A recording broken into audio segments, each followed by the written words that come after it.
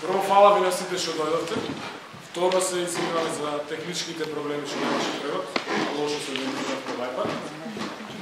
Си викам нема да се повтори. Ова до мене се дел од екипата на студентски пленум Битола, УКЛО, и денес ќе дискутираме за начините на функционирање, екстерното тестирање или државен испит, методи на делување, што е пленум, како функционира пленумот и слично. Филмот го искористивме како една инспирација за дискусија и како еден предлог метод за да научиме од искуствата. Пленум во Хрватска бил во 2009, ама веројатно бил и многу претходно користен. Пленумот не е измислен од сега. Така да филмот ни служеше како инспирација и метод, можеби, кој што ние би го користеле во иднина со цел да се избориме за нашите права. Не се вака, пошто си глупи да се пишам.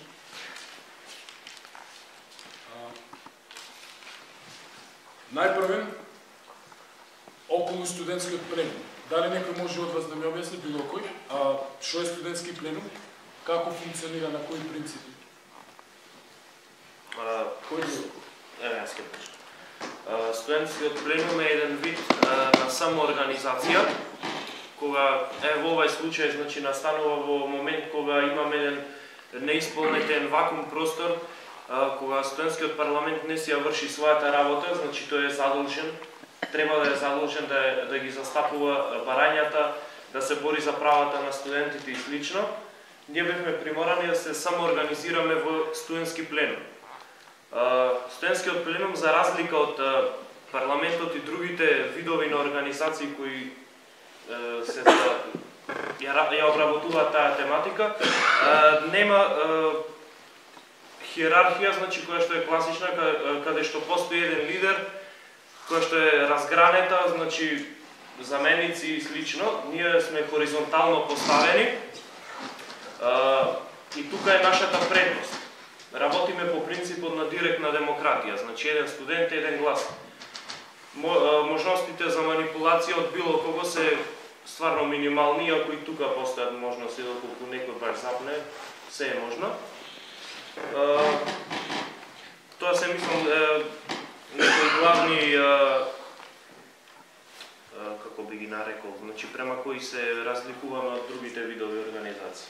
И нешто што е уште поведно, дека ние не сме дојдени тука како представници на пленумот, туку сме дојдени како делегати и зборуваме во наше име, а не во името на пленумот. Која е разликата меѓу делегат и представник? Представникот, значи, тој има легитимитет, има право да претпоставува како размислуваат тие што го изгласале, например, во студентскиот парламент.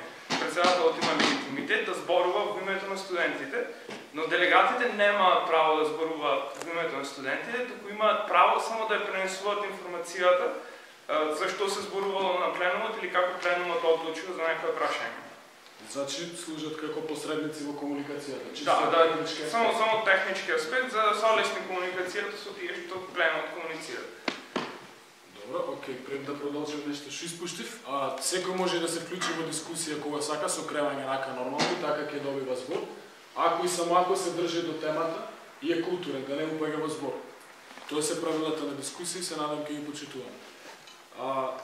Сега може и да се запознаеме и со предлог законот. Веќе е во функција, значи предлог закон.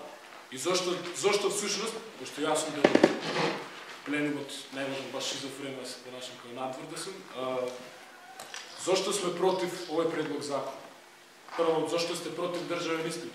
И ме интересира кој е платен, Сорос? Да, платен. Масоните. Уште ги чекаме парите легна на сметка. Да, значи владата го усвои предлог законот. Во понеделник тој ќе биде најверојатно изгласан и во собранието, без опозиција и слично, значи да не навлегуваме во тие работи. Во секој случај тој ќе добие и легалитет.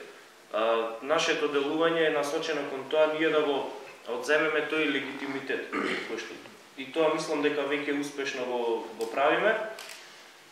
Доказ за тоа беше маршот во Скопје, маршот во Битола. За прв пат, јас не сум битолчанец, но покажувањата досега не било видено вакво студентско организирање во Битола на кое што се собравме, над 1000 луѓе сигурно мислам дека имаше во секој момент. Со начинот на организирање, средствата кои што ги имавме или поточно кои што ги немавме, мислам дека направивме на голема работа.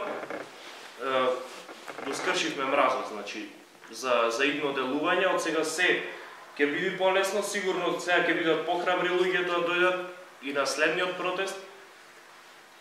Мислам дека завршивме добар дел од работата и затоа настојуваме, сме координирани со колегите од Скопје.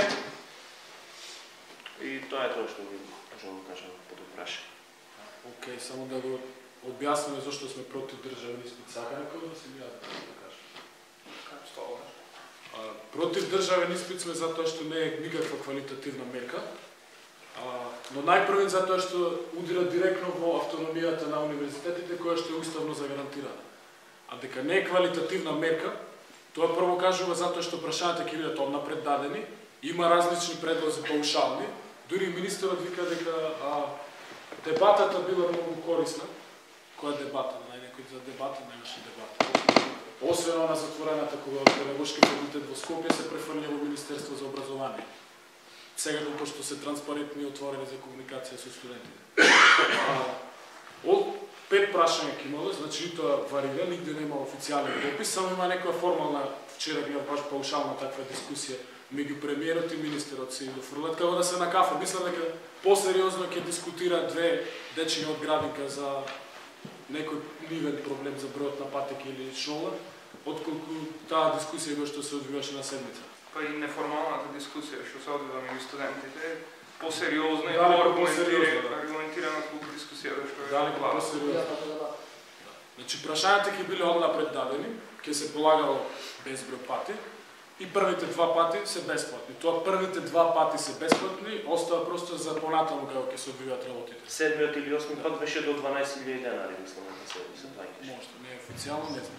Исто ќе бидат вклучени, значи, и втори и трет циклус на студии, значи, и магистранти, и докторанти, кои се надвор, значи, сакаат да се надградат индивидуално, освен во основното со дипломирање, освен степен на високо образование.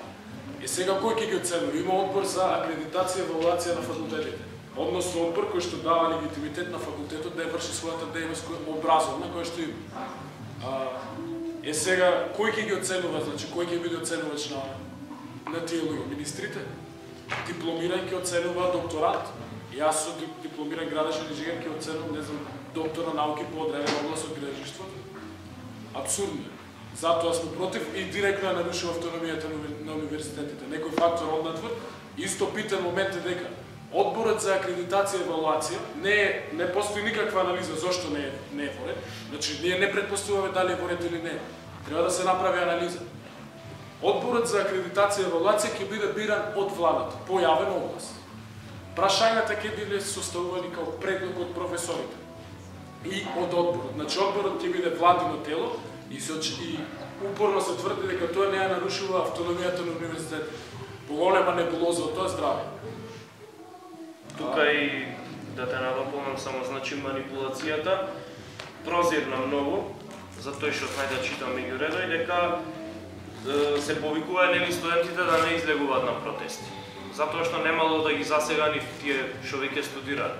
Сега ако јас сум 3-та или 4-та година на факултет, да, сега на додипломски студии нема да ме засега, но ќе ме засега од година. Истиот случај беше и со средношколците. Вие не излегувајте на протест, а тој 4-та година средно, денес нема да излезе, но утре истото го чека. Значи многу прозирни манипулации пробаја да се пласира. Јас извинувам за мојата игнорантност. Не живеам тука, случајно сум тука, пратев неколку работи во последно време, али не знам ни кога е овој државен испит. По Болонја ли има мастер и бакелор? Како тоа? Условува се. Кога е овој државен испит? После мастер, после бакелор? На кој начин се дешава? Малку да се појасни, јас не разбирам. Значи доколку се изгласа предлогот во понеделник, доколку се имплементира, ќе почне да се применува од 2017 година, мислам дека е најавено така. Важи за генерации од 2015-2016 кои ќе бидат вклучени во настава. И ќе полагат еден испит во втора година, значи на додипломски студии во четврта година. За магистранти и докторанти не е прецизирано. Два државни испити, еден после четврти семестар и еден после Така исто, да. Пошто бюрократски да биде изводливо. А за магистри, значи не е фактички за нешто не е специфицирано. Имаше некој допис кој беше испратен до универзитетите, меѓутоа официјално студентски пленум, барем во Битола, не сме добили никакви информации такви. Сега исто битен момент е дека околу рангирањето, тие што ќе одат на Еразмус да студираат, например, тие ќе бидат поштедени не од државен испит, туку од предметите што ги студирале во програмата на Еразмус. Или што студирале, не знам, во, како се викаше, момент само, некоја ОЦД програма со кои што биле вклучени во таа, например, универзитети во Франција, во Германија, во Англија, тие ќе биле поштедени од државен испит. И во однос на Болоња, промените ќе бидат со тоа што ќе биде воведен и усмен испит. Исто битен момент е дека со 3 годишни студии нема да има. Значи ова е изјава која што може да видите на интернет и по телевизија.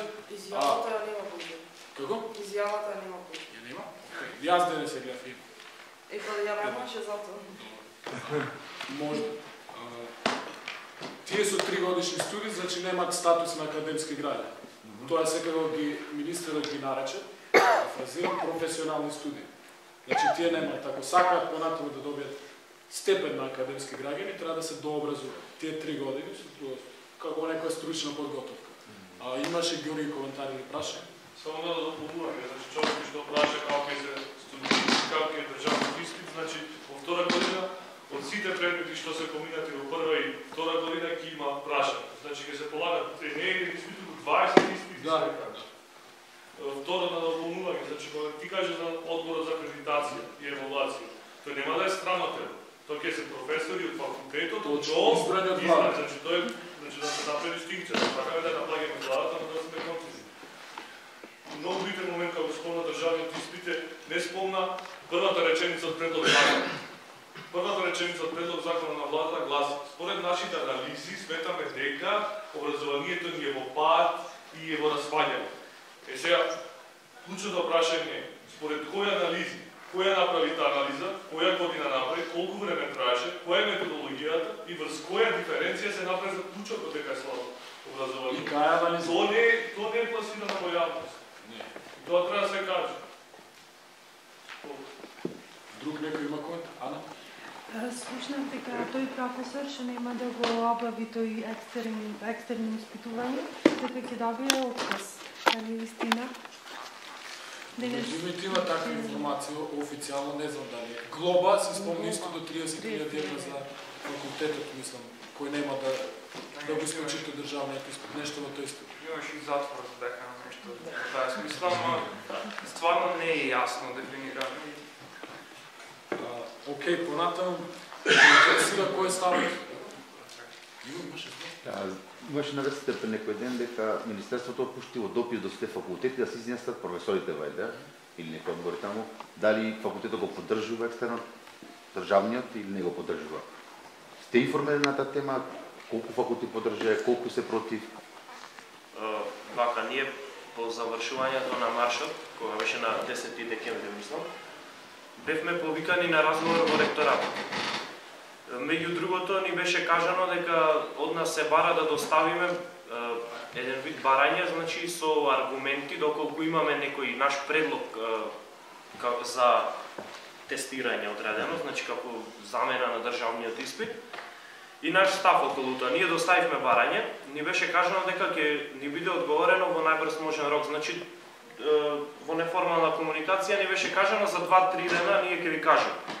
Помина една недела, значи 2 скоро, уствари ова е втора недела од тогаш, ние се уште немаме добиено официјален одговор од нив. Значи Правев мовет да од Министерството до факултета и до универзитетите имаше некој допис да тие се изјаснат. 110 професори се изјаснаа против. Тоа е копитола на факултетите вака е, значи филозофски во Скопје го отврли, го отврли ФДУ, во Битола го отврли високата медицинска и педагошки сигурно тие што си имат изјаснато досега. И Институтот за географија и државе, значи Институтот за социолошки и антрополошки истражувања. А сите други се за? Не се изјаснат. Технички го прават, некој се, ама не сум сигурен кој се. Ама се многу помалку тие што се. Зборот ми беше дека ние од ректоратот немаме добиено официјален одговор во врска со тоа. Извини, барањата како и беа? Како го формулирате? Експлицитно. Да, имавме 3 барања. Првото барање беше распуштање на парламент, второто барање што беше не. Значи тука имавме ние предложена аргументација. Можете да доставите до ректоратот како писмена подпис. Да, еве го тука е, значи На првата страна. Само момент. Распуштање на студентскиот парламент, отстапување на соодветни простори и опрема во претходно определен термин со цел одржување на студентските пленуми. И третото беше експлицитен, јасен, јавен став од Универзитетот Свети Климент Охридски против предложената мерка на државниот испит. Колку што те слушнав од ректоратот, рекле после протестот да формулирате какво ќе биде тоа испитување, што ти е во односи што недостаje, тоа има достаje? Да, и додаток, значи имаме тука аргументација против државниот испит. Значи, воопшто вие не сте за никаков испит, нели? Да, апсолутно. Отфрламе, значи единствено реално решение. Како сакате да наречете го да нема такво испит, пошто тоа е веќе нарушување на автономијата. Не, тие нивното прашање беше доколку имате некој друг предлог да не биде државен испит, нешто ако вие може да го нарекувате како сакате, не сме да има автономија, нарушување на автономијата. Точно така. Точно така, тука што да стане. Објаснете го за тие што не знаат студентски парламент, зашто сте против. Јас ви прашал зашто се за, односно тие што го поведаја ова, со кои аргументи го введуваат. Пак извинете за игнорантност. Со аргументи, значи кои се, ако сатив добро, зашто го поддржуваат државниот? Да, зашто го внесува воопшто? Кој е аргумент?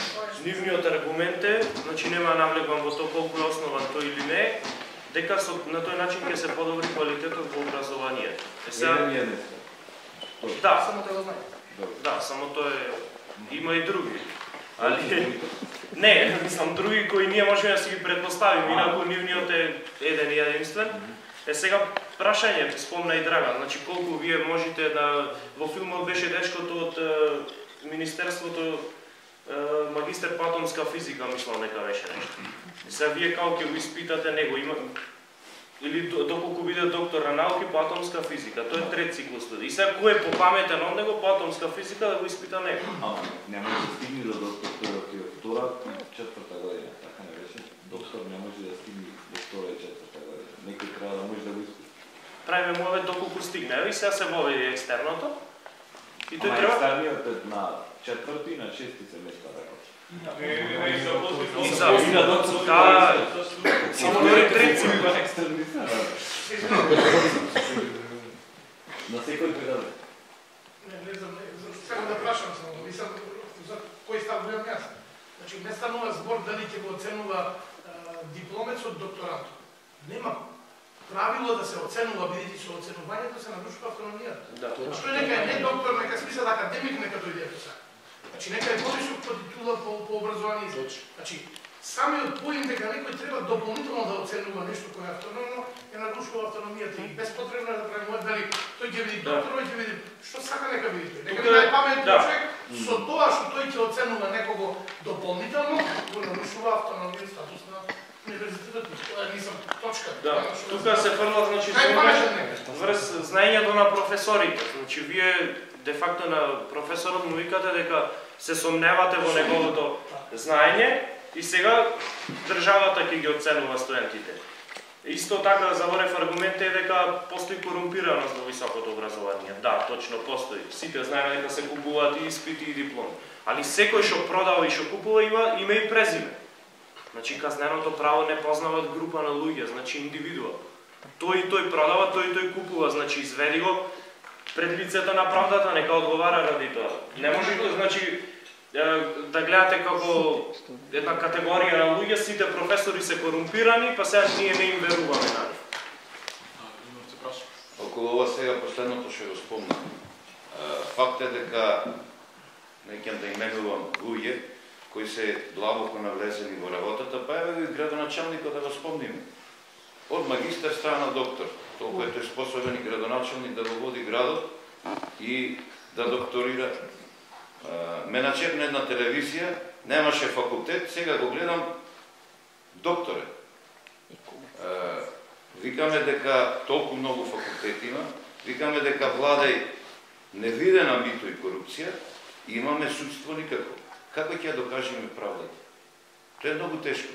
И едно друго прашање сакам да поставам. Дали некој со диплома од Кембридж, кога ќе дојде овде, треба да полага таков некој испит, 4-та година, тоа значи дека ти не си лојален на партијата, ние имаме партиски кадри. Дали тука не влегува подлабоко дека тие мислат да владеат 100 години? Тоа би било добро, а се би некој од Кембридж да дојде пак да полага екстер. Инаку да, и јас мислам дека еден од аргументите, уствари не аргументите, него причините за воведување на ова е токму тоа, значи имаме од двата табори, ја речам партиска војска, која треба негде да се вработи, значи за сега се бара високо образование. Сега огромен дел од нив се вработени и доаѓаат до заситување на системот. И сега тој систем мора да се растерети така што со оваа мерка тоа се настојува да се постигне. Сега колку ќе е тоа ефективно, не е наш проблем. Поради тие партиски војници ќе страдат некој што... Да, прашањето што поставува временот е уствари дали мерката државен испит или екстерно, тоа сега да наречете го, ќе има некакво влијание врз квалитетот на високото образование. Пак ја да прашам за функционалноста. Ќе иди некој надвор да ве тестира? Кој е тој што ќе... Тоа уште не е јасно, не е јасно. Според досегашното, владата ќе назначи луѓе што ќе изследуваат. Професори од одборот за акредитација и евалуација ќе биде избиран, значи ќе имало јавен оглас. И ќе биде избиран од тие професори предложени, владата ќе ги избира. Контрола, това се чита на това си глупа. Нека тоа е контрола, постојана контрола во секој може да се истина. Значи не е смешно и не знам дали не потреба да предпоставуваме кои се мотивите. Може да нагаѓаме кои се мотивите, меѓутоа експлицитно она што е за себе познато дека сакаат да имат контрола над универзитетот тотално. Образованието сега, значи овој систем што е Болоња, иако тој не е целосно имплементиран и не е како што треба да биде како што е во другите земји, значи ова е Франкенштајн еден систем, имаме делумно превземање на елементи од претходниот систем. Имаме сега значи дел од Болоња, значи склопувано нешто што не личи на ништо уствари. Инаку предвидува има свој начин на евалуација на трудот, на знаењето на студентите. Значи тука имаме активност на предавањата на вежбите, имаме семинарски работи, значи не е точно дека нема еден вид проверка на знаењето на студентите. Ме разбирате, значи не знам. Ние не спориме дека треба реформа во образованието, дека треба значи образованието да се реформира. Ние го спориме начинот на тие реформи. Значи имаме загарантирана уставна автономија и немаат право да ја нарушуваат. Тоа е нашиот став. Ние не спориме дека треба промени во образованието, апсолутно треба. А сега како ќе бидат извршени, тоа треба да подлежи на анализи, методолошки, да биде познати методот на анализа. Нормално треба да подлежи на јавна дебата, образованието е јавно добро. И треба студентите да бидат вклучени во дебатот.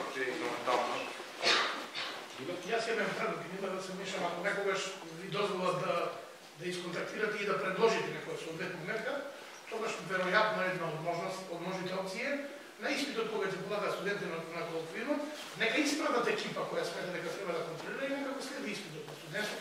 И ако смета дека студентот не заслужува да добие прелазно на сега, нека не го пуштат. Значи нека има комисија во поголем број, 8 асистентот и назначени ако смета дека има на мојот факултет, кога ќе полагаш некој испит за кој е сумнително, можеш да и ти сами и другите да одедат комисија поголема, за да нема некоја манипулација. Мислам, тоа е една од можностите, кај што ти веројатно некој би ти извршил контрола, дали го знаеш тоа за кој се спремаш или не. Да, треба еден начин на кој нема потреба дополнителен државен испит или било како, како може. Значи таа комисија која ќе се одреди, која треба да биде критичен, односно да биде испитуваш на тој државен или како да го наречеш, наместо така може да се присуствува на Не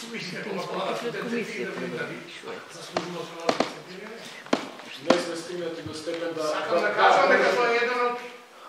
Само не е дојдено ни до степен да се носат предлози, тоа е главниот проблем. Ѓужо? Само на ова едно реплика. Веќе постоечките механизми, ако се применуваат, ако се стегнат малку како што треба, образованието може да го... Значи, никој подобро од професорот не може да го познава студентот. Професорот поминува со него 6 месеци за еден пред. Значи, го гледа секојдневно, дискутира со него, го гледа колку прати, го гледа колку се интересира за предметот, полага два колективни, има семинарска, има есеј, полага уште еднаш, на крај го гледа дипломска ако прави кај него. Значи, никој од професорот не може подобро да го... Не, сакам да кажам, ако има потреба од некакво следење, нема стварно потреба, само треба да се зајакнат некако од веќе постоечките механизми и образованието може да очигледно е контролата тука, барем јас. Ова со контролата е тоа, површно се гледа. И може да има уште една психолошка конотација колективна, ако ти веќе не си сигурен во твоето незнаење, го проектираш во други. И ова владина психоза може да е една колективна проекција. И тоа да живе. Некој друг има коментар, прашање исто. Јас да прашам, ние го студиравме претежно усно полагавме. Сега слушнав кој се јави ова за екстерно, дека сите испити се писмени. Има и усми, зависи. Има и усми? Како е процентот, мислам, структурата? Конкретно на правниот факултет, јас студирам на правниот факултет, немаме ни усни. Сите писмени? Да, освен ако се оди на консултации, значи тоа нема друг. Тоа е голем дефект на денешниот систем. Не, за волја на вистината, таа би според мене добра мерка. За секој предмет има усмен испит, заради да се зголемат вербалните и елоквентните вештини на студентот. За секој предмет да се писмени. Јас конкретно зборам во Скопје можеби има и усмен. И не, и ова за зборвате за автономија на универзитетот. Дали има правни механизми ако се јави злоупотреба на автономијата на универзитетот? Нарушен универзитетот секако дека има, меѓутоа кој право? Не, обратно, да речеме злоупотреба од страна на универзитетот. Автономијата да се злоупотреби како? Да, во смисла на личен интерес, ето ова корупцијата е злоупотреба на автономијата. Тоа е, мислам дека тоа... Дали државата има механизми тоа да го санкционира?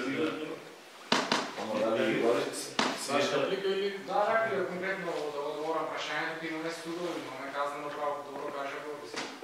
Ама ете, имаше на телевизија една дебатна емисија за ова прашање, посочија пример во Данска. Кога се полага усвен испит, покрај професорот и државата има испитувач, контрола на професорот. Во Данска спомна, кој спомна во Данска? Не сум упатен за во Данска. Не, ете кажа пример, значи тие во Данска контрола вршат на универзитетот, дали се спроведува законот, со луѓе надвор од универзитетот што се контрола на професорите. Тоа е пак еден вид кршење на автономијата. Значи, може да се спори дали универзитетот има функционални механизми. Тоа може да се спори. Дали тие механизми се функционални. Инаку има одбор, Јорги, има механизми, ќе ви Јорги да го кажа. Има механизми, значи има одбор, ви кажавме, за акредитација, кој дава лиценца значи, да врши дејност факултетот и за евалуација и за процес. И сега, дали тие механизми се функционални, тоа е друго прашање. И пак да повториме, ние не спориме. Поопшто не спориме, дали има потреба од промени. Не се како експлицитно да се изразиме, не спориме. Туку овие мерки конкретно кои ќе бидат предложени, на никаков начин нема да го подобрат квалитетот на образованието. Ке ме тестира некој со однапред дадени прашања и кој е проблемот. Јас да му ги дадам прашањата на овде присутните и како јас ќе проверам знаење. Дали учи на памет? Мислам ќе проверам само дали е способен да научи на памет. Нема никаква логичка основа на тој закон. Ако е писмен, ако е усмен испитот, може да се види од страна на професорот. Писмено може да се направат фалсификации. Има разни начини. Контролата не сме да справат од државата, тук треба универзитетот да си има тело некој кој ќе ги справат на контрол. Тоа е автономијата на универзитетот. Универзитетот има знаеме доколку тоа функционира, тоест не функционира. Имавте вие прашање? Што е проблемот со студентскиот парламент? Нешто по широко да елаборирате, кој го формира, како функционира, во јавноста слабо настапува, дали е под капата на владата, дали е под капата на владата, односно на партијата. Значи, вака, студентскиот парламент воопшто не се појавува во јавност. Ние ги провоцираме преку некои акции кои ги спроведуваме значи, во име на пленумот, но немаме никаков повратен одговор од нивна страна. Тие се платени пред се, значи платени од нас студентите. Ние при упис на семестар, при заветка на семестар, значи на година, ние плаќаме, имаме платница, одвојуваме 150 денари, кои одат на сметка на Сдруженијето студентски парламент. Нелегално. Нелегално. Бидејќи во студентскиот парламент е регистриран во Централен регистар како Сдружение за граѓани. По статут според закони за сдруженија, чланарината во парламентот е на доброволна основа. Сега тие уплатници, барем јас во Скопје студирам, и овде на истиот принцип функционира, потврдено. Значи, тие уплатници се нелегални. Не може членството, да, тие може да ќе кажат дека уплатниците се на доброволна основа. Меѓутоа, кога ќе се подметна така паушално, како услов за упис, тоа е веќе кршење директно на законот. Исто на УКИМ, например, конкретно, прво имаше чланарина која се плаќаше. После одредени акции на Слободен индекс се укина чланарината. Откако се укина чланарината, влезе дискретна чланарина, да ја наречам, во ИКСА. ИКСА се информатички, културни и спортски активности. Од 0 до 20%, ова е значи запишано во статут на универзитет и плюс во статут на парламент, кој исто не е јавно истакнат, за битолскиот не знам, на УКИМ не е јавно истакнат статутот. Сме го барале, да, може да се најде некако подрака евентуално, инаку јавно истакнат не имат веб страница која не е ажурирана години, а добиват голема сума за тоа. Значи, ИКСА кошта, да се вратам на теата, 750 денари по студент. Од 0 до 20% од нив одат за студентскиот парламент. И сега УКИМ колку студенти има? 30-40 или? Израчунајте сами математика колку пари годишно рекетира, тоа е рекет. Точно. Тоа е рекет. Значи, од стариот систем е тоа земено, јас како студент плаќав во основа на тие две сдруженија, исто тоа го плаќав, не беше обавезно, меѓутоа не знаевме зашто ги плаќаме тие пари, дали некој ќе не застапува, дали статут не ни даде, програма не ни даде. Значи, фактички ова е студентскиот парламент, граѓанско сдружение, што да некаде парите на жими мајка. А одговорност никој нема.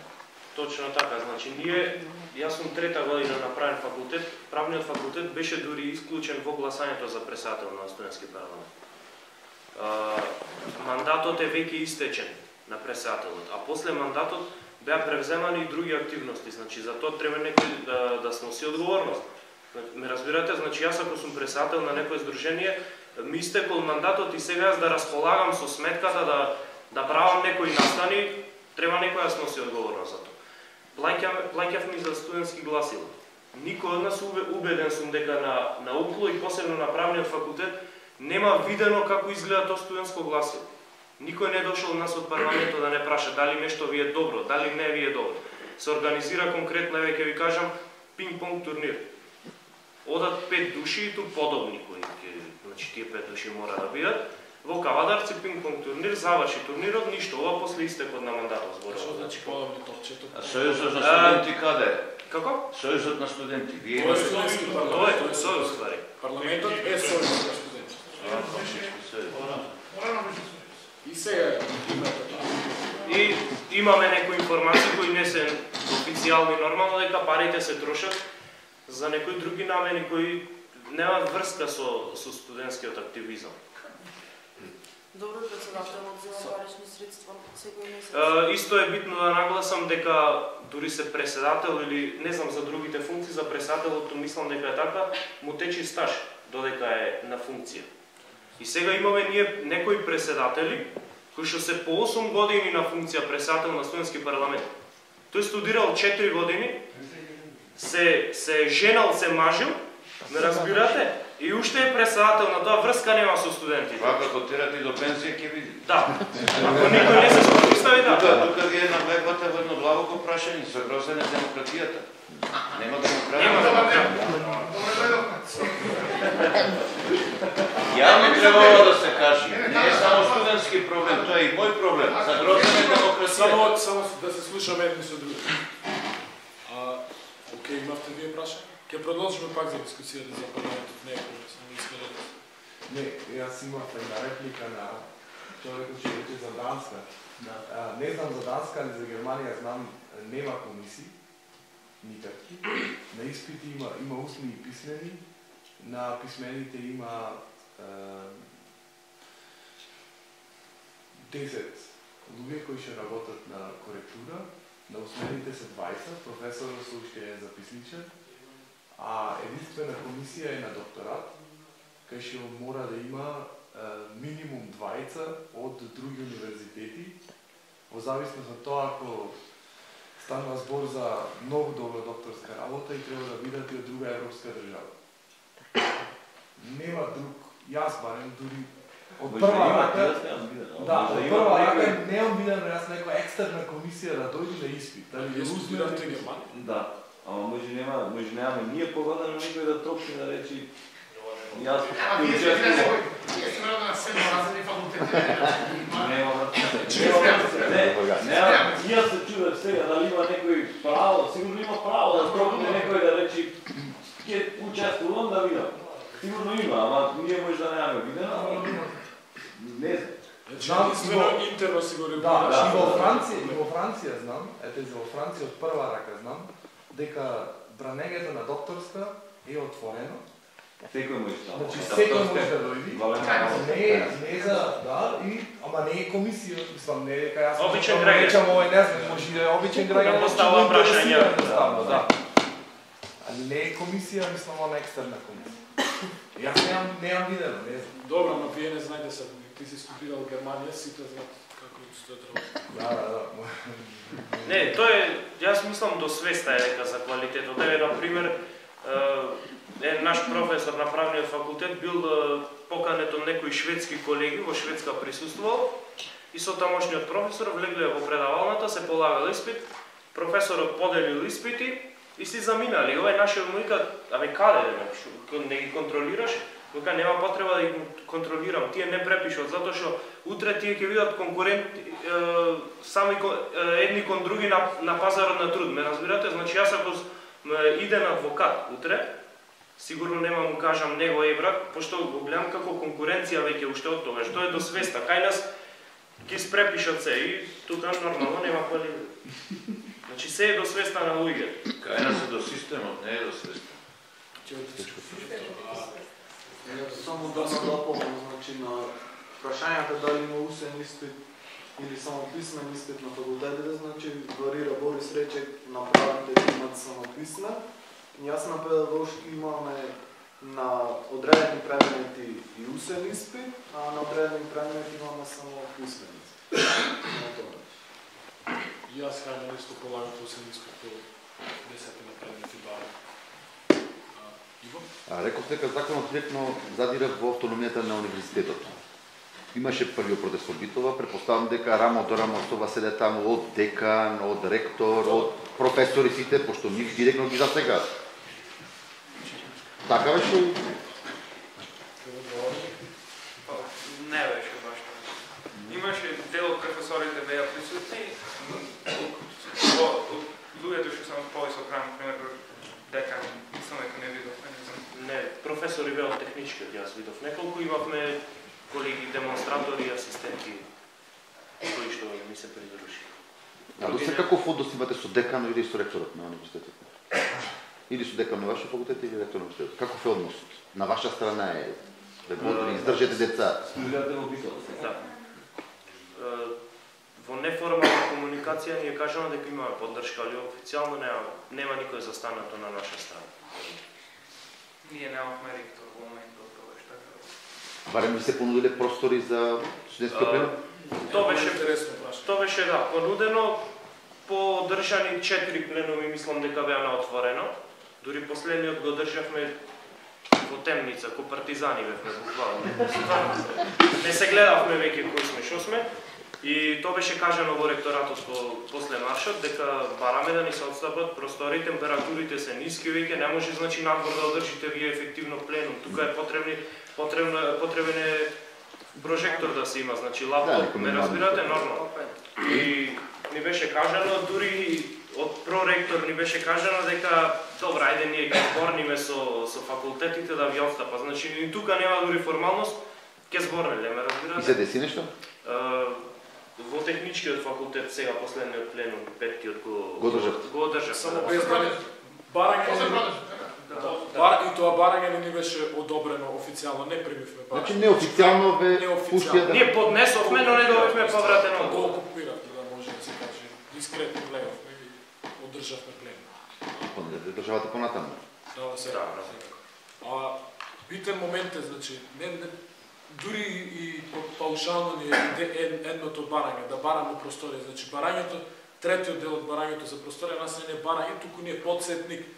Бидејќи тие имаат законска обврска да не снабдат не само со просторија, туку да не снабдат и со опремата со која што располага факултетот. Зошто има закон? Има закон дефинирано во Закон за високо образование, по член 150 во Закон за високо образование, дека студентот има право да ја користи просториите и опремата на факултетот. За било која намера? За било која намера, ние за дискусија користевме. Сега одека нема да користевме за да е поврзана со студентите. Тоа е. Да, фино. Со студентски активности. Значи мора да така умеш. Да, и тоа му беше посочено во ректорат. Четири пленуми во неофицијална комуникација бевме одбивани. Формално никој уште не одбил, меѓутоа законски рок им истекува и истече. Значи не сака да примат барање. Значи директно го кршат законот. Директно кршат закон. Дали кривично нешто ги гоните, барате? За сега не. За сега не, пошто само бидејќи уште не сме значи формално ние здружение и веројатно нема да бидеме, бидејќи ако сме, тогаш нема да сме веќе хоризонтално поставени. Тогаш ќе треба да има лидер, значи така се бара едноставно да постои здружение, одговорно лице. Ако постои лидер, постои голема шанса тој да е корумпиран, без разлика колку сега е тој чесен и поштен и искрен во намерата и во борбата за студентските права, доколку дојде на таква функција, многу е лесно да се компрометира. Да, притисок, целиот притисок ќе види просто еден лидер. Многу лесно ќе види да се корумпира. Тоа е проблемот со студентскиот парламент. Група студенти да го подпишат. Само крајавите рака во иднина не упаѓајте. Пак и група студенти се знае кои се тие студенти, не е лесно да се изврши притисок. Вака лидерите се менуваат при секој пленум и нема лидери. Да, нема лидери ствар. Делегати се викаат и модератори на пленумот и затоа многу потешко се направи притисок од трета страна. Сведено на минимум. Проблемот со студентскиот парламент е што има еден председател и тој може многу лесно да биде под притисок од некои трети страни да се искористи студентскиот парламент за некој личен интерес.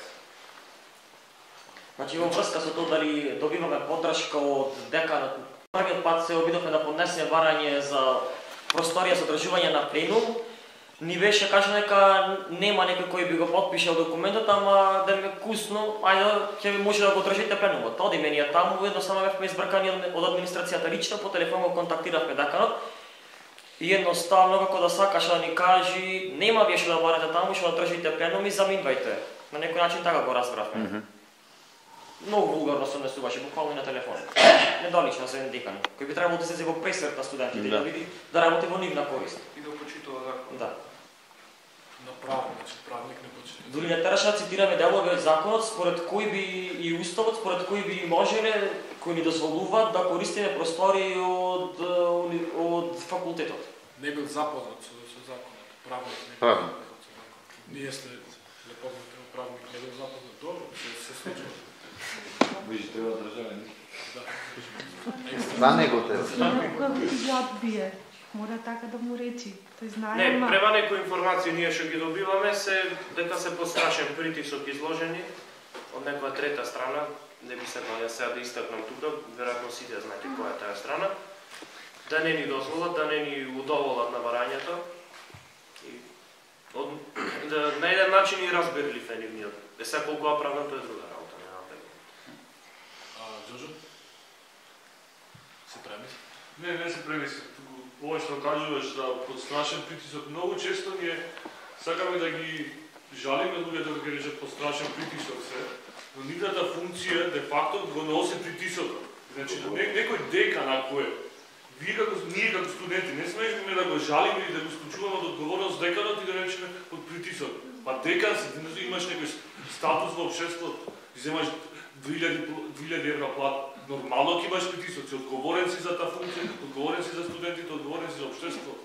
Немој да ги жалите деканите, ректорите. Тие треба да се на ваша страна. Тоа е само една психолошка игра. Ке ти речи, настрана со тебе су, ама нема да те просторираат. Кога крши законот, те крши тебе, те блокира тебе. Немој да ги жалите деканите, ректорите. Тие се апсолутно де јуре де факто со председателот, со владата. Значи тие се таму за да контролираат. Многу ретко, ако сака некој нека истап, нека каже, јас сум со студентите, тоа се не се јави некој тако. Освен некој професори, окей, филозофски факултет. Не, добро, не ми беше намерата јас да го бранам деканот, само не го цитирав него. Не се фатив, затоа тенденцијата меѓу студентите и во Скопје гледам дека ги штедат. Нема да ги штедите. Баш студентите се тие кои што треба константен притисок да прават на деканите, на телата во факултетот и во универзитетот, за да се врши својата работа. Бидејќи нема кој друг да врши притисок, некој однатвор ќе врши врз универзитетот, тоа не треба да дозволиме. Самите студенти треба да оправат притисок. Значи во врска со притисокот врз професорите и деканите, тоа е баш ирелевантен фактор, веќе ако е некоја професија баш заштитена во Македонија, тој е универзитетски професор. Нема смисла, нема логика да ги жалиме ти биле под притисок, тој во никој случај нема да ги работата како поравен професор на факултет. Еве, баш он беше најдобар случај, кога влеговме во ректоратот, рекла, ај ке преговараме со вас да видите вие колку сме ние отворени, колку сме за вас, и како кажа, како се договоривме, вашите барања ќе ги доставите до понеделник, а вашите ректори, нашите барања па до петок. Не сме среќни. 2 недели поминаа тоа. Нема ништо. Ете се виде нивната воља и колку сака тие конструктивно да соработуваат со нас. Тоа е само еден пример. Историјата на нас да покажува тоа и кај нас и на Балканот и во светот. Сакам да прашам раководство овие битолски пленумсте на битолски пленумсте. Не сме раководство. Нема раководство. Хоризонтална организација. Дали имате некој сознание колкав е процентот, да речеме, на оние студенти што се против државен испит, колкав е на оние што се за државен испит? Некоја анкета вака дали имате извод? Немаме представа, некој процент. Немаме спроведено ни анкета да испитаме колкав број. Меѓутоа можеме да видиме дека голем дел не го поддржуваат. Имаме добар дел што се 11.000 излезени на улица, експлицитно велат не. Од, да речеме, колку 20.000 примера цели, значи експлицитно кои излегне на улица. Оти се зборува дека тие што се за државен испит биле провладени, мислам, со ВМРО, со овие коалицијата што се на власт, тие што се со СДС, што се со опозицијата биле против државен испит. Дали се поклапува? Видете, јас дали имате такви? Излегов на улица, немам ниту Општо се може и во Скопје партиска книжка, ме разбирате? Ова доколку се спроведи, доколку се имплементира во Америка, ниту еден лидер на партија нема да дојде да полага во име на студентот. Ме разбирате? Значи секој студент е засегнат, без разлика на која партија. Тоа се не знам. Празна реторика е тоа, значи што се пласира во јавноста дека студентите се прво опозицијски, значи 10.000 опозицијата е способна да изведи на улица 10.000 луѓе. Толку значи да е силна опозицијата ќе победи на избори. Нема ни потреба да дискутираме, ние не сме ни УДБА, ама ние не сме ниту УДБА, ниту МВР, ниту имаме било какви ресурси или институции со кои работиме, за ние да имаме информација дали некој на протестите од СДСМ, од ВМРО, не знам, од ДУИ, од ДП, од ПОДЕМ, од Зеленино во Битола или во Скопје, немаме такви механизми за да утврдиме, ниту сакаме да ги имаме. Се дури се води автентичен студентски отпор, ние немаме проблем со присуството. Кога ќе се пропагира, значи, партиски цели, тогаш не настапуваме има да се спротивставаме, затоа што пленумот има механизми да се спротивставаме. Илче имаше реплика? Значи скоро даен одговорот од вас, само мислам дека нема ниту еден студент кој рационално, здраворазумски би го поддржал протестот, единствено кои го поддржуваат се оние кои излегуваат на телевизија пред камера, кои се под притисок на некој начин од владата да направат фактички некој немири во редовите на студентите. Тоа значи околу 1% од студентите најверојатно. И помалку. Да не нафрламе проценти, не знаеме, ама ситуацијата на терен вика дека најголем дел се против државен испит. Васко па Џоџо. Значи студентскиот пленум јавно и на интернет се изјасна за тоа да каков е ставот спрема политичките партии на студентскиот пленум и општо на маршот се изјаснавме дека никој не е ограден или не е добре дојден на маршот да учествува кој припадник на одредена религиозна група или одредена политичка партија или што и да било. Ние таму сме како студенти, како граѓани и тоа е тоа. Значи, за ова имам да додадам, ние во пленумот, не можам да речем кај нас, бидејќи не е наш, во пленумот е добре дојден секој, без разлика од која политичка провиненција тој дојде. Се до оној момент, додека тој на активностите кои ги превзема пленумот не истакнува некој партиски обележја, не пропагира некој партиски директиви, ме разбирате? Значи, се до оној момент додека не се види дека тој свесно сака да ја наруши атмосферата во пленумот или да го растури пленумот. Веќе ние сме премногу поделено општество и по партиска линија, да речам, и по секаква линија религиозна, па да се делиме сега, да се бараме кои не сме чисти, па да вршиме некој проверки, како што рече Драган, не сме ние удба сега, може да и меѓу нас тука четворицата има некој што од некоја партија, ме разбирате? Но додека секој од нас има чиста студентска мисла и желба да се бори за студентските права, е добре дојде. Не, знаеш зашто да прашувам? Дали ги представувате студентите? Апсолутно. Вие да сте малцинство во однос на другите? Апсолутно не представуваме никој, тоа е поентата на пленумот. Треба се изјасните. А ние се експлицитно се изјаснаваме хоризонтално функционираме, единствено јас лично се представам самиот. Тој единствено овде е во своје име. Тој е во своје име, тој е во своје име. Било кој пленумец овде е во своје име. Значи, треба да се научиме еднаш сите дека не постои само представништво. Ние не сме представници. Ние едноставно сме заинтересирани да се бориме за нашата идеја. И тука сме единствено во своје име. Секој како индивидуалица во своје име. Групно сме нашли некој јадро синтеза на идеи и стоиме за тие идеи и ги браниме тие идеи. Не представуваме ние никој. Парламентот е кој што представува. Пленумот е отворен за секој. Тој што не присуствува, не е заинтересиран. Колку студенти само ме интересира идат на пленуми? Прилика во Битола ете конкретно. Најмногу досега околу 60 има. А во јадрото не знам. Кај се другите студенти, зошто не се заинтересирани? Видете, на пленумите, значи, најважно е, пожелно е да доаѓаат колку што може повеќе студенти. Меѓутоа, најважно е да доаѓаат делегатите, кои што ќе го кажат ставот кој го добиле од студентите, за да се може да се и да го пренесат до нив пак договорот кој бил на пленум. Сега зошто не доаѓаат, тоа име не ме интересира. Али важно е дека на маршот конкретно дојде во бројка која што не очекувавме. Ние конкретно очекувавме најмногу да има пола од тие што На пленуму претпоставувам идат представници, пример од правен, од педагошки, така од не знам, од различни катедри и тие ја пренесуваат таа информација, така? Да, избрани делегати се тие. Тој делегат има некаков фидбек од катедрата, тоест од колегите студенти. Точно така, тоа ја пренесува назад. Кој е нивното размислување, нели, на студентите? Да. Значи, тој иде на пленумот и го споделува тој или како? Да, тој значи вака, доаѓа на пленум. Тој го кажува тој фидбек што го кажавте од студентите.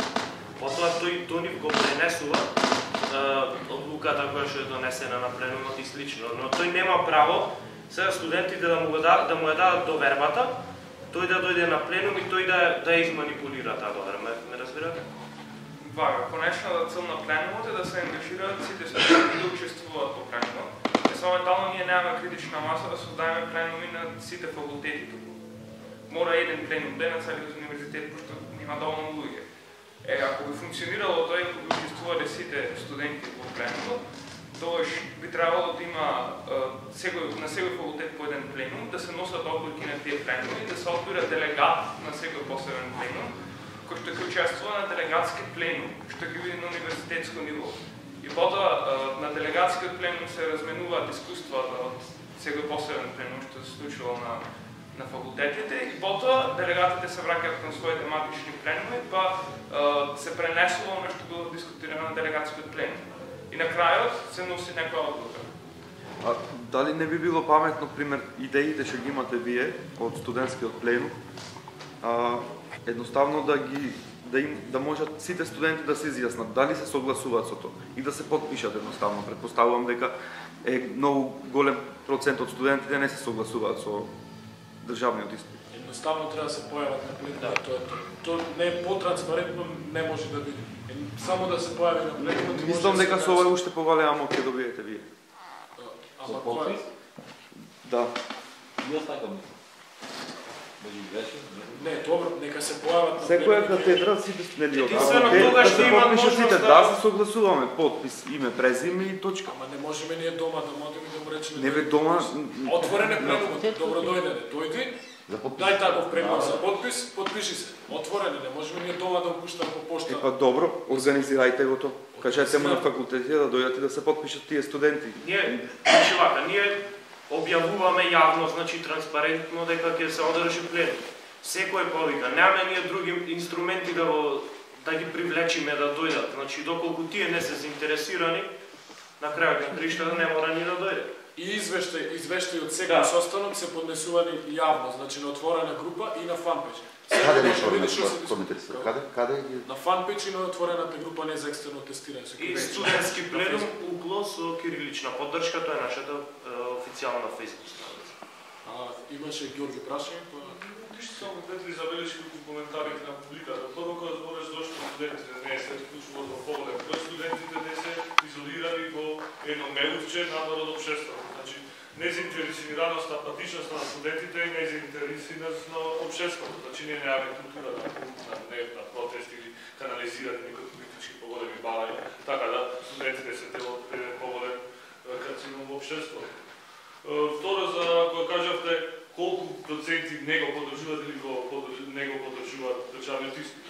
Секој што ќе ви каже со бројка, ќе лаже, затоа што нема емпириски релевантни истражувања колка процент од студентите го поддржуваат тој државен испит, но непосредното искуство, затоа што бете јас голем дел го поминуваме во Скопје со студентите, во студентскиот пленум и тука, и зборам генерално со сите студенти, што ги познам и што се зачепнати од оваа проблематика, се негативни. Значи, 90-95% моето искуство субјективно кажува дека студентите се против ова.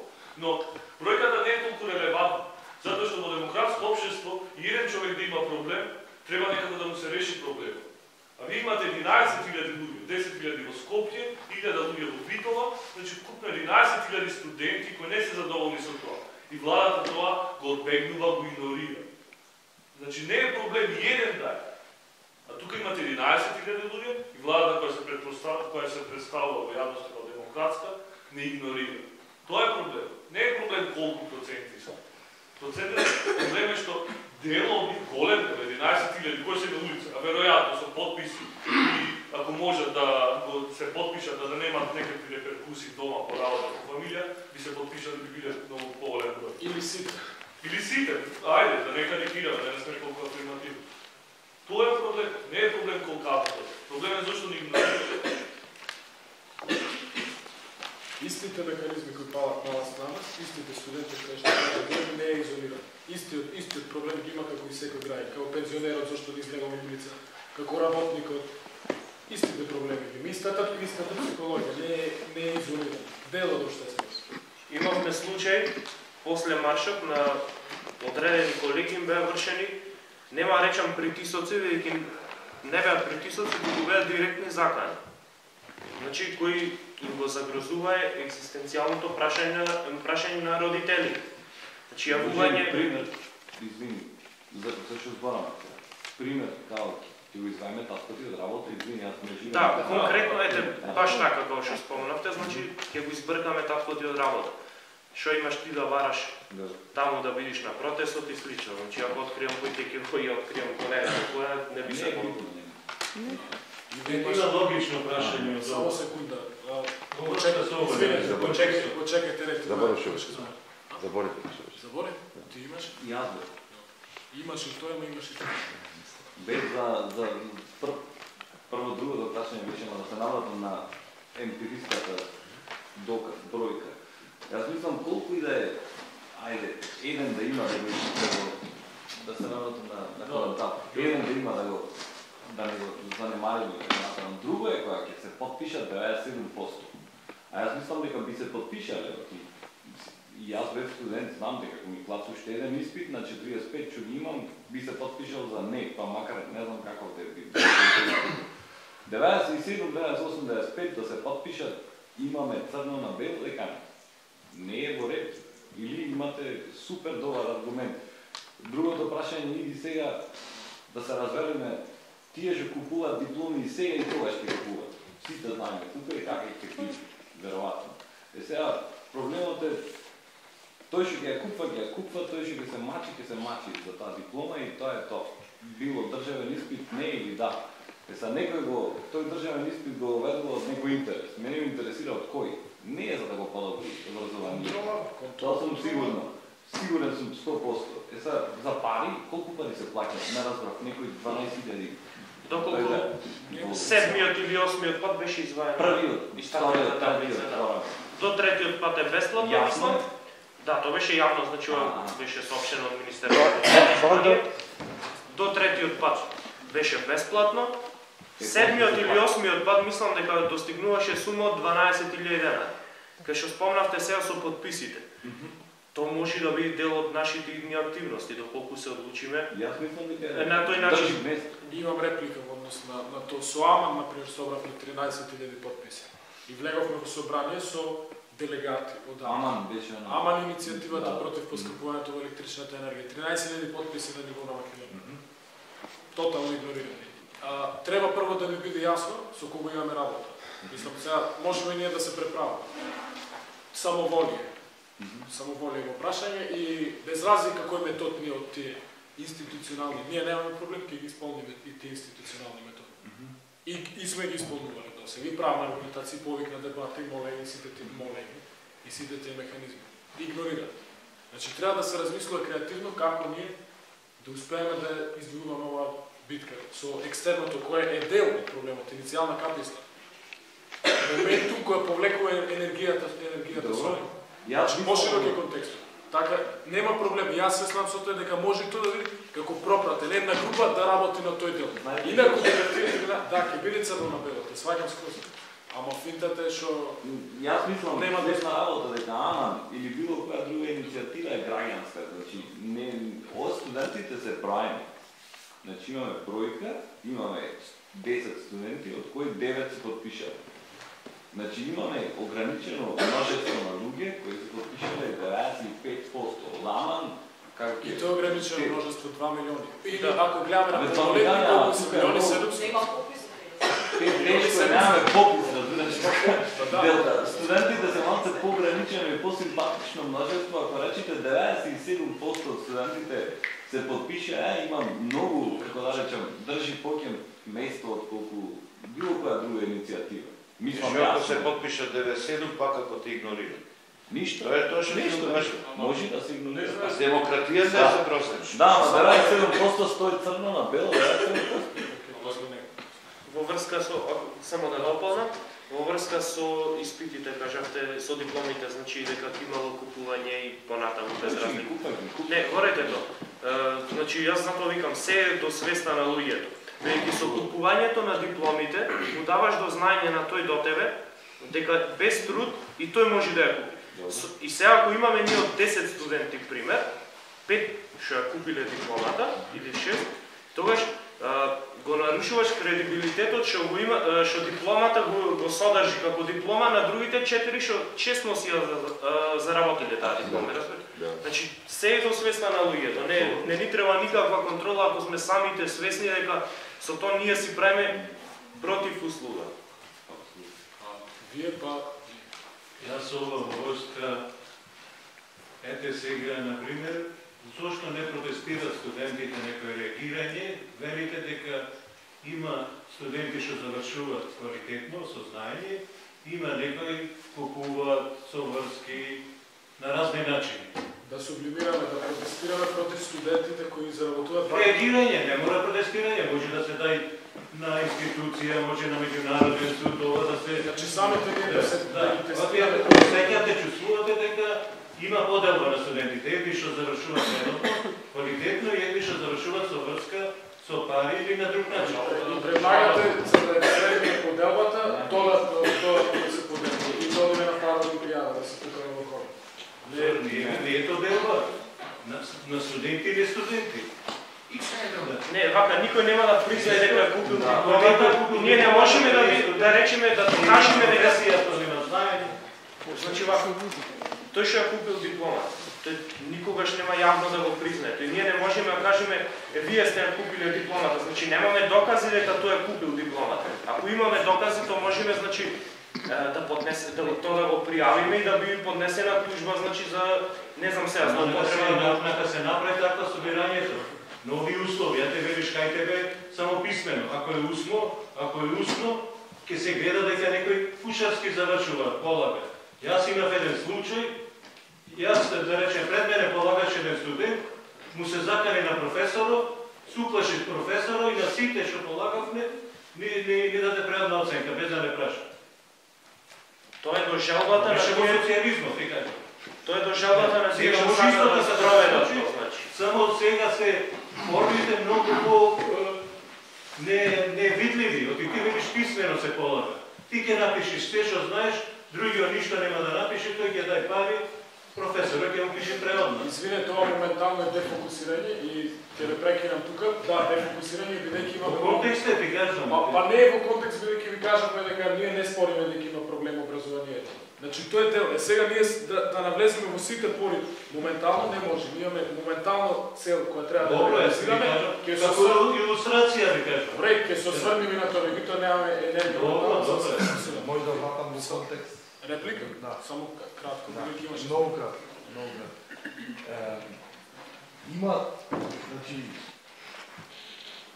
сега ќе работи во универзитетите, ама основна работа е кога ќе заврши некој универзитет, без разлика како, мора да оди да работи во некоја фирма, во некоја организација. Тука, ако се функционира како што треба, многу лесно се гледа кој знае, кој не знае. Не треба испит некој не треба некој кузне каков испит, като се знае кој не знае. Затоа има и основно рангирање на универзитетите, кој е добар, кој е лош. Зашто? Затоа што тие што ошле од X факултетот на работа постапиле многу добро, направиле нормални успехи, затоа факултетот X е многу понатат од факултетот Y. Тоа си е природно рангирање, нема потреба нека други работи. Инаку сегде има. Тоа и на Харвард има луѓе што да ќе скупат дипломи. Оти работат на такова фирмата нема милиарди там, не е проблем тоа. Никој не ги засега. Ама пак таму да работат? Не е ни важно. Важното е дека има природно рангирање. Са како? Тука не знам, ама нормално не треба додатни испити. Едноставно има природно рангирање и затоа си има листа на кои факултети се добри, кои лоши, кои сака таму не засеги, кои сака во друг.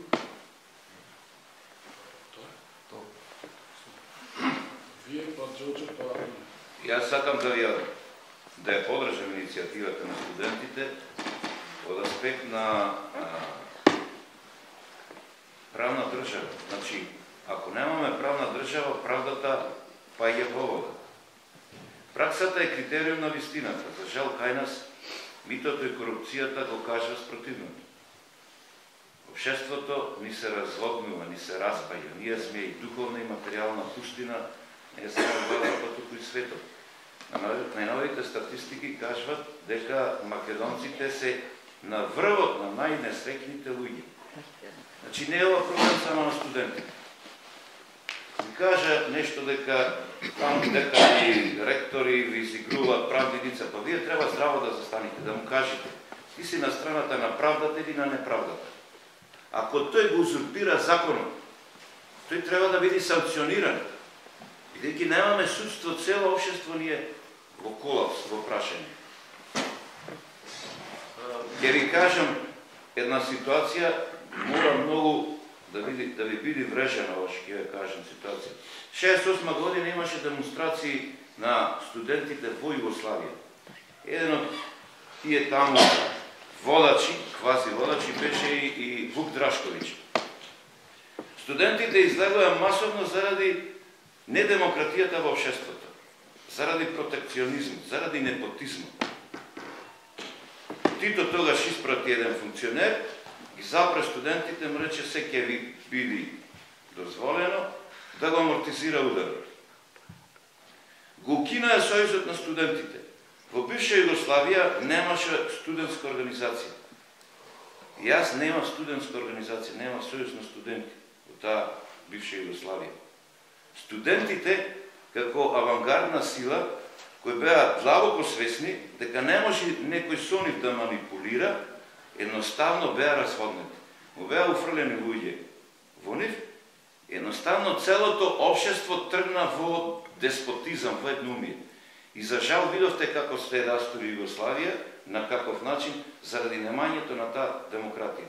Може би досега ние ќе бевме понапредни, Грција далеку зад нас беше. Ќе бевме понапредни и од Шпанија, и од Австрија, и од Унгарија, од Полска, Чехословачка. Значи, вие имате доста една сложена ситуација, одговорна ситуација во ова општество. Не е битно дали, ќе кажа, дали 97% ве поддржуваат. Вие 10.000 си го барате правото, што рече за еден, секој си го бара правото. Општеството треба да излезе во пресед, да види зашто овој човек не е задоволен. Ако на тој човек не му удоволиме што не е задоволен или на некој друг трет, општеството влегува во тешка криза. И настанува колапс на цела демократија. Ние баш се наоѓаме во една таква ситуација. Значи, секој што ви обеќава, без разлика, декан, продекан, таму, асистент, не ви дава простор, тој е одговорен пред општеството. Тој не е за правна држава. И тука мораме да расчистиме. Овие се тешки прашања. Сега овде го читам, ова ми беше даено, читам наведена глава сабја не ја сечи, ама и сонце не гледа. То треба да знаеме. Ние не гледаме сонце.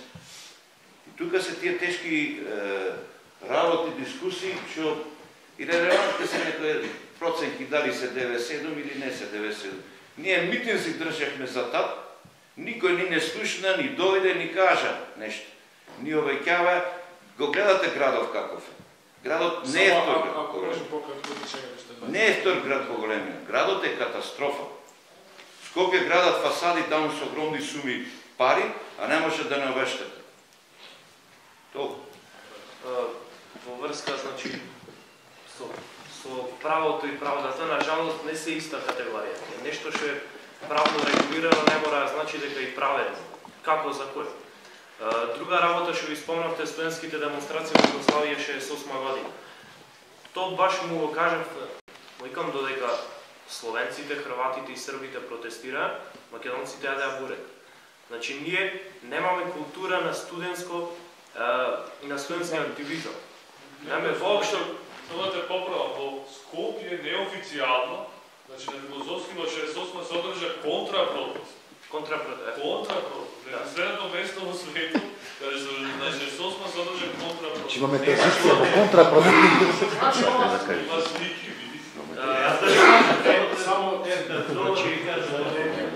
Значи, ова сега што се случува во земјава е уште во зароди. Значи, ова се сега корените на тој студентски и граѓански воопшто активизам. Значи, вакво нешто чисто студентско и кој што се залага за студентските права досега немало. Во 97 година протестите не беа чисто студентски. Нема да навлегувам во мотивите кои беа и причините за протестите, него ќе кажам дека, еве јас тогаш веројатно не бев студент, но према некои видеоматеријали што сега ги гледам, тие протести не биле чисто студентски. Ова се сега чисто студентски и гледам има други граѓански, значи иницијативи, движења и слично. И мора да остане така. Не смееме да дозволиме некој да го узурпира тоа, ме разбира, да го злоупотреби. А помна ректорот за наставник од 68, кога му си дал... Да, немаше коментар. Се насмеа. Се насмеа. А што возраст е тој, рече? Имаше, чекат луѓе на ред. Не беше тој студентот. Не е релевантно, не може да е теоретична психологија. Тешиње една теза важна. Ке кажете... Да кажам за тоа? Не. Чекат на ред. Не сте на ред, чекат на ред. Ѓорги? Ами крена рак. Дуле бави. Дуле бави. Не, сакам само да викам дека не се опитам. Значи, она што рекоа кој е мотивот за целата ситуација, веројатно е еден од мотивите, нели?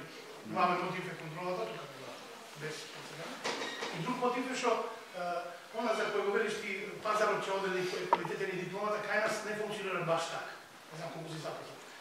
Во Македонија има отприка 160.000 администрација државна. И сега таа администрација беше не е вредно, никога не е важно, но во голем процент неписмена. Значи тие имаа потреба од кадар кој ќе треба да има некаква диплома. И кога сето тоа се заврши, и сега веќе, видејќи се капацитетот се исполна на државната администрација, веќе не им треба луѓе со дипломи и сега ќе правиме некаков филтер. Исто тоа е така очигледно. А за тоа што вели околу вистината треба да застанат деканите да решат ти си за вистината или зашо си, има една многу убава мисла, која јас секој ще користам, вика, ти вистината ја зборуваш, ама тие се во право. Оно што го вика дечкото, значи, не станува збор... Правото и правото не се исто. Сакам само да кажам, моја порака, што ќе одам, затоа сакам упорака, затоа да ви кажам порака.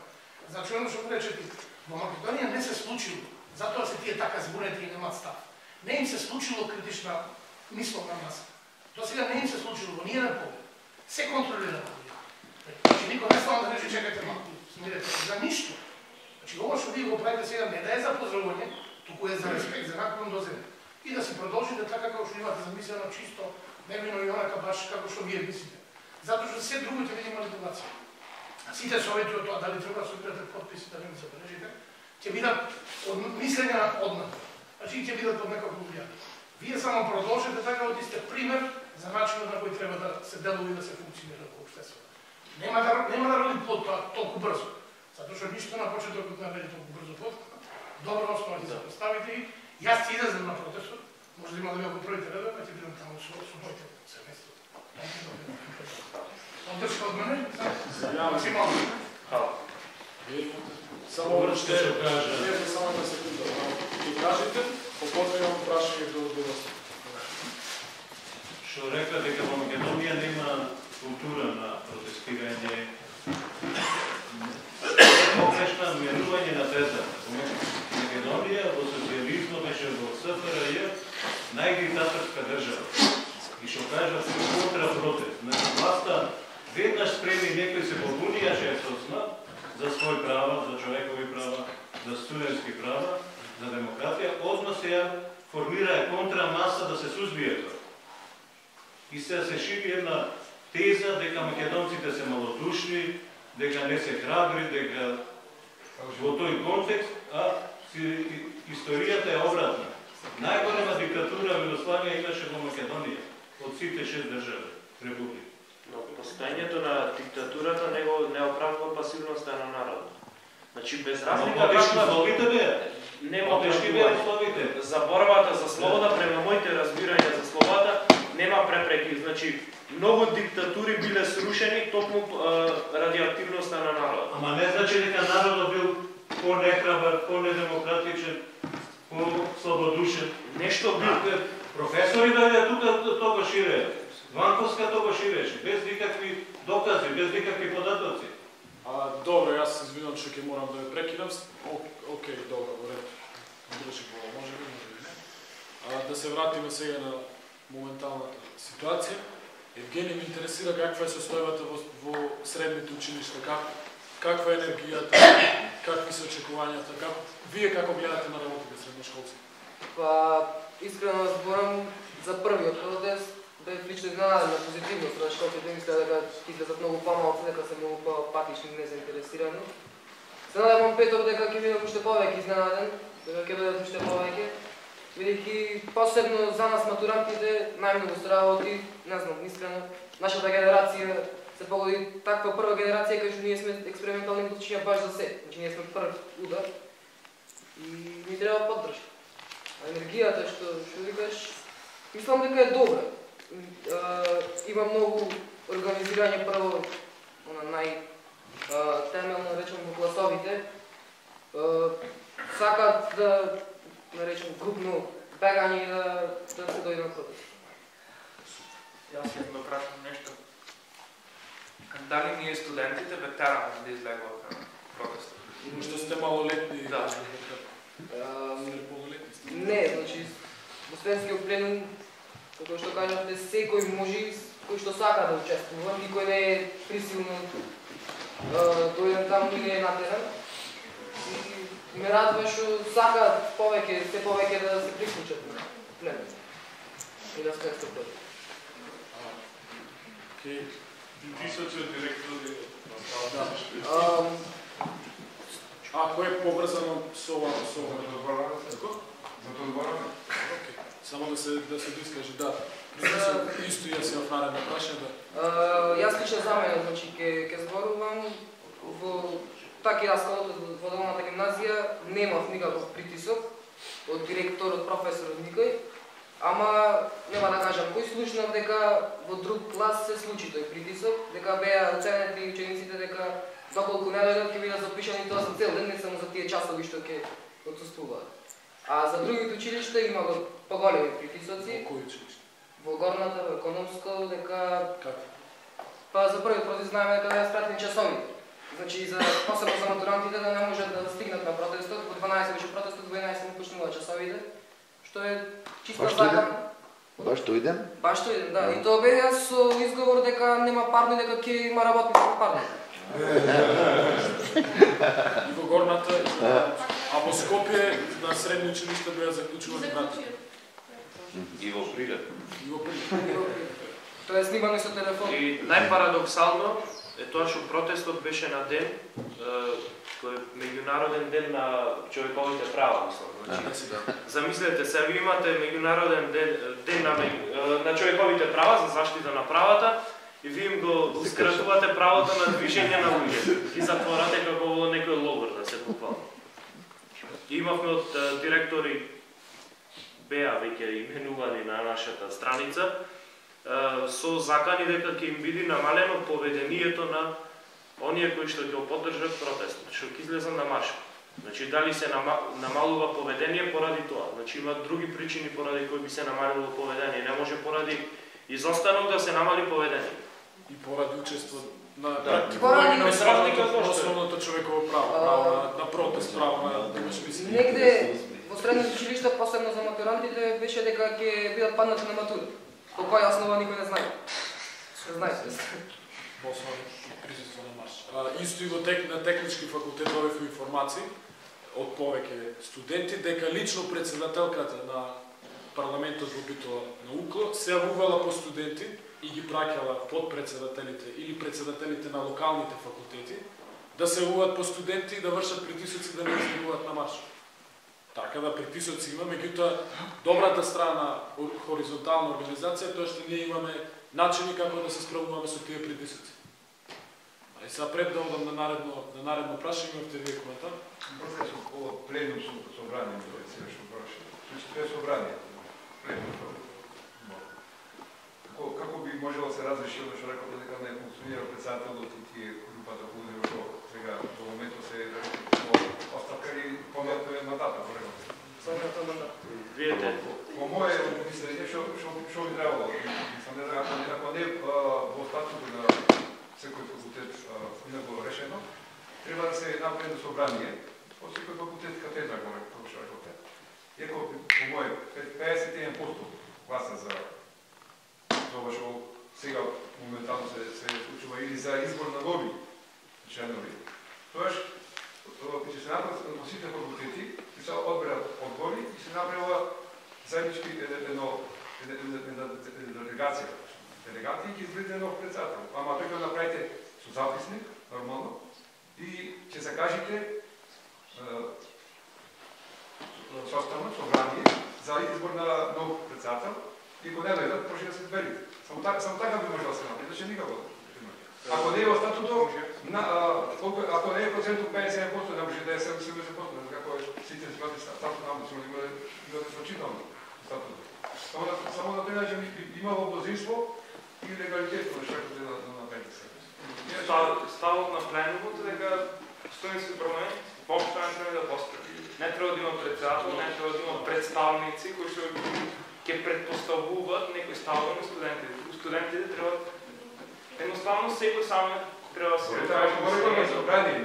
Собрание, да, ама не може да заедничко да направите. Да, ама не треба да биде да направите значи после. Да, не се имате делегати и делегатите ќе да, делегати во референдум се согласува, треба да има делегати, но не и председател.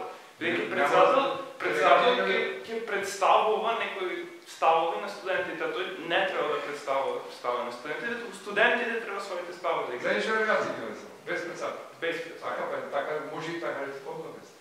Тој е концептот, секој факултет да си има свој пленум. Тоа го реков. Да, тоа тежно. И сите ќе имате делегати, заеднички делегати за сите. Ние работиме сега на мобилизација на студентите да има на секој факултет засебен пленум. Значи, ние едва ја одржуваме пленум на еден факултет да се собериме сега, ме разбирате? Од сите факултети. Од сите факултети, да. Затоа посебно ќе направите делегати. А иначе Јој председател ќе кажа што го помина на да не, вака, значи, студентскиот парламент е здружение. Како здружение ние не можеме ништо да направиме тоа да исчезне, ме разбирате? Значи тоа ќе се постои. Работата наша е да го одземиме легитимитетот на тоа здружение, да покажеме дека тие во суштина не се представници на студентите. Дека пленумот е тој што во кој стварно студентите се препознаваат и дека стварно се бори за нивните права и се залага.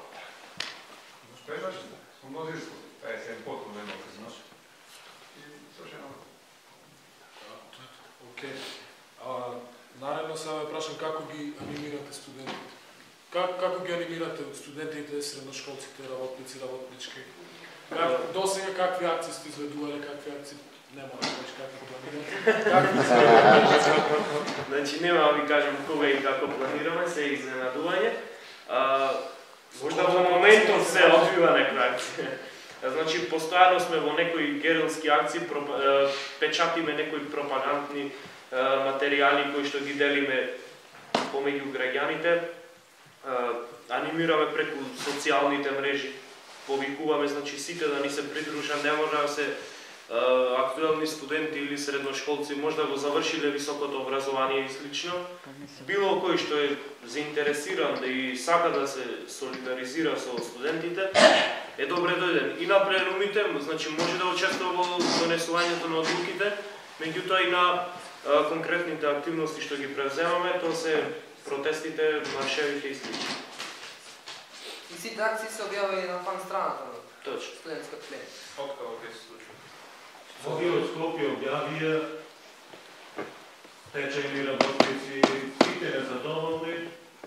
Сите граѓани. Исто и ние ги повикаме сите. Од тапте повикате, никој не можеме ние секој заинтересиран е добро дојде. Добро, но споменете ги од не можеме да именуваме институции. Не можеме да именуваме категории на луѓе, да разбирате, значи кога ќе кажеме сите граѓани, значи и студенти, и средношколци, и од тат.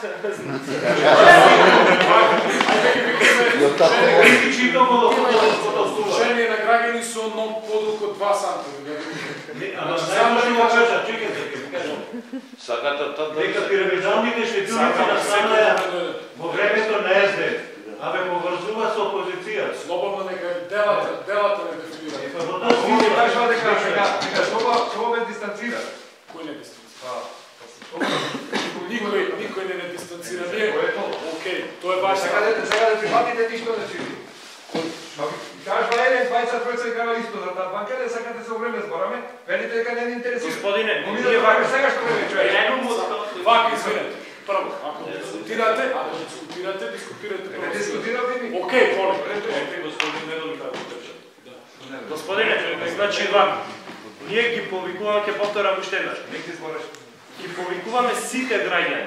Значи не именуваме категории на граѓани. Не можеме безброј да има, значи по било каква основа. Ги повикуваме сите граѓани, секој што се чувствува граѓанин, а веројатно никој не се чувствува роб. Сите сме граѓани, се добре дојде. Тоа е, значи тоа што имаме да кажеме. Не можеме поинаку да го дефинираме тој да повикаме некој да не се придружи.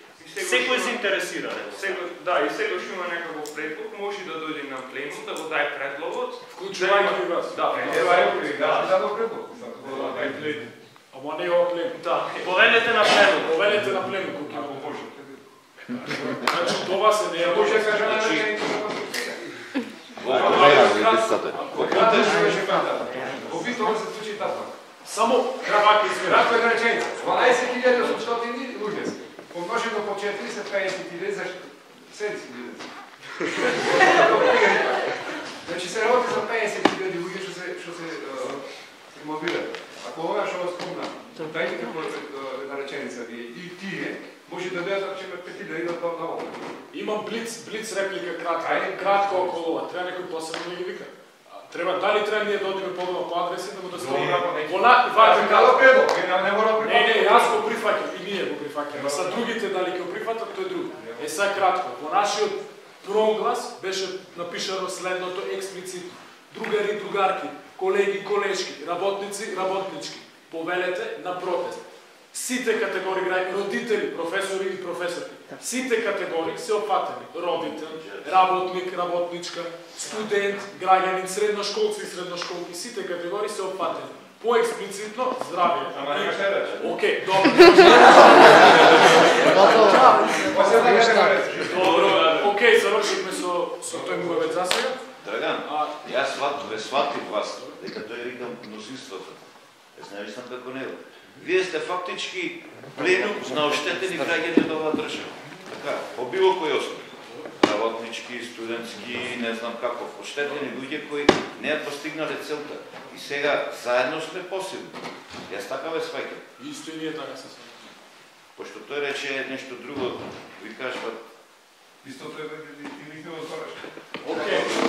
Океј, да се имам уште едно прашање па да завршиме со дискусијата на модни смисла.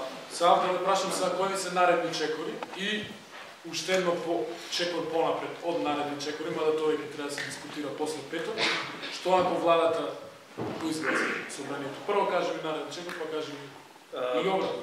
Значи, следниот чекор, го планираме и веќе е најавен и во медиумите, е организирањето на студентскиот протест. Значи, протестот ќе се одржи овој петок, со почеток во 14 часот пред Техничкиот факултет. Маршрутата ќе е слична како и на студентскиот марш, значи планираме да завршиме пред ректоратот и таму ќе видиме дали ќе не слична овој пат. Следните, значи, ако ве разбрав добро, значи активности, доколку се изгласа овој предлог во понеделник, доколку се имплементира и слично, дефинитивно ќе бидат кон радикализација на нашите активности. Бидејќи друг избор нема. Ние можеме да си маршираме бесконечно, мора да покажеме дека можеме и порадикални чекори да превземеме за да се слушне нашиот глас. Нема да откриваме нормално на кој начин ние ќе го искажеме тој радикализам, иако звучи страшно. Да. Ќе го знаете сите кога ќе И да, ќе биде соопштено и ќе бидат сите повикани. Значи не отстапуваат од вашите намери да никако. До крај ќе одиме се дека не ги слушнем нашите барања и дефинитивно дека не се подобри состојбата во високото образование и во средното и во основното, најве конкретно за високото образование. Ако да не задачи някаква глупа реформа, спремете си, веќе ќе спиеме. Нашиот главен транспарент на студентскиот марш беше стоп за лошите реформи. И ние нашите активности постојано ќе бидат насочени кон тоа да се буниме, да речам, против сите лоши реформи во образованието. Едно прашање. А дали повторно ќе биде истиот транспарент на наредниот протест? Секако дека ќе бидат и многу нови транспаренти. Окей. Имате некој завршен коментар, нешто да ги поздравите? Некоја порака? Тројцата слободно ги Тоа е на пленум. Протест или на пленум? И на пленум, и на протест. Прво на протест. Дојдете, поддржете не бидејќи ова прашање не тангира сите. Утре од факултетите треба да се вработиме, некој треба да ја води оваа држава и треба да ја води квалитетно. За да ја води квалитетно, тој мора да ја образован, да има знаење. Значи мораме да се бориме постојано за квалитетно образование. И охрабрете се, значи ова е сега само почеток. Ние студентите што го превзедовме во целата држава, и средношколците, и сите граѓани имавши пензионери дури. Значи сега почнуваме и да се надеваме дека ќе изградиме една култура на граѓански активизам во Македонија. Од медиумите дали имате поддршка? Не можеме да имаме поддршка од медиумите, имаме од медиумите кои не пренесува да го базирате дали може негде да се види да се во тој вид и на лоша образование, лоши реформи, тоа е само парала. Да, сега може да се види. Да, може да се лоши. Пратено. Има да известувани се редовно. На тоа да работите. Работиме, сообщенија се праќани редовно до сите медиуми, апсолутно до сите, вклучувајќи и објективните и необјективните медиуми, да не ги класифицираме кој на кој место спаѓа. Една сугестија до пленума. Да не кажувате дека ќе има радикализација, туку да ја направите. Подобро да не кажувате. Оти тоа да испадне спонтано. Спонтано кога испадне тоа е најдобро. Вака ако кажете, ќе видат спремни специјалци, ќе донесат, ќе разлажат. Добро, јас да ви кажам искуство. Океј, тоа е се освен ако некој има завршен коментар. Контра каде некој ќе паузира јануари заради празниците, па после се гледа на така, ова е последна проекција. За декември, јануари ќе има пауза, ќе ви извести наредно кој ќе има проекција, ќе ви забрзо. Ако нема никој коментари, се гледа на протест.